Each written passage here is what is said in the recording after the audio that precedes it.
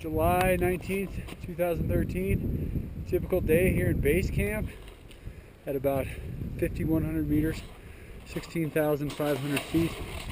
It's looking down the valley of the Duke of Abruzzi Glacier. Behind me is Gasherbrum 1. As you can see from base camp, here's our individual tents. This area is called Hightown.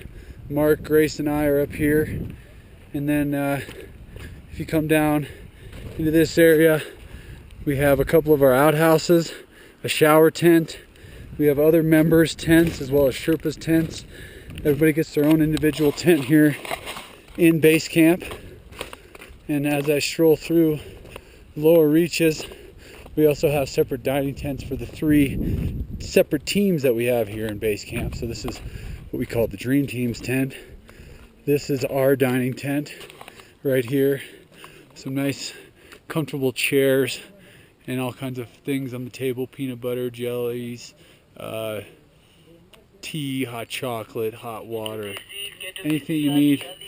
Here you have our charging station. We can charge our electronics, whether it's our cameras, our iPhones, our computers, etc., through solar panels, as well as a generator, which is down over here. And then we have our cook tents. All of our foods and supplies is in one tent, and over here is our some of our cook boys, and this is where they cook the meals for the expedition. So it's quite a setup. And then out in the back, we've got one of the Sherpa's team tents. And then as we walk over in this direction, we've got one of our other tents, which is actually a supply tent for different things. We've got group gear and different stuff. This is another dining tent over in this area. So right now I'm just hanging out with some of my teammates. Grace is in there just chilling.